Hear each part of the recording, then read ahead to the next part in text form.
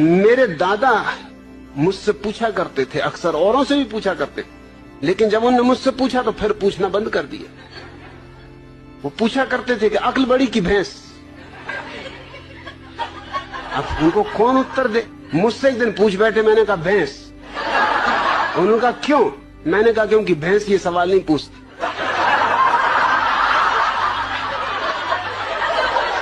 ये खुजली तुम्हारी अक्ल में ही चलती।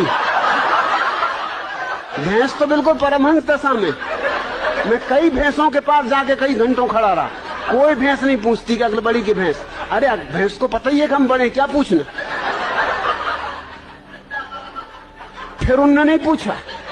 फिर मैं कई दफा उनसे पूछता था कि पूछो ना अक्ल बड़ी की भैंस। कहते तू चुप रहे। वो मुझे कहीं नहीं ले जाते थे, वो बड़ा सत्संग करते थे, महात्माओं के पास जाते थे। वो जब भी जाए मैं बैठे ही रहता था कि आया मैं भी, कि नहीं तू ले जाने नहीं, तू कुछ ना कुछ उल्टी सीधी बात कह देगा।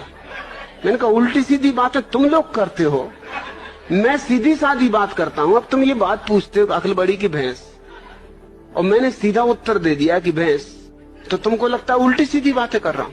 अरे आने तो, मैं भी तुम्हारे महात्मा को जरा दिखाऊंगा। एक दफा मुझे ले गए, सिर्फ एक दफा ले गए।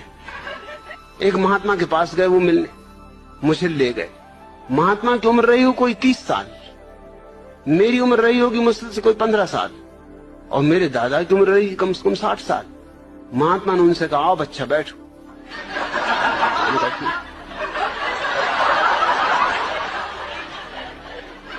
मेरे दादा ने मुझसे कहा तुम्हें कुछ पूछना तुम पहले ही पूछ लो, नहीं तो फिर गड़बड़ हो जाएगी, फिर मैं पूछ लूं। मैंने उनसे पूछा कि बच्चा एक जवाब दो। महात्मा बहुत नाराज हुए, कहने लगे मुझसे बच्चा कहते हो? मैंने कहा तुम मेरे दादा को बच्चा कह रहे हरामजादे, 60 साल की उम्र के बूढ़े को बच्चा कह रहे, 30 साल के तुम हो, 15 साल का मैं हूं, तो कोई गणित में गलती कर रहा हूं? तुम बच्चा नहीं महाबच्चा हो।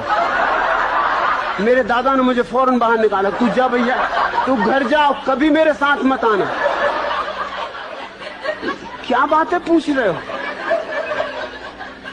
सृष्टि को किसने बनाया?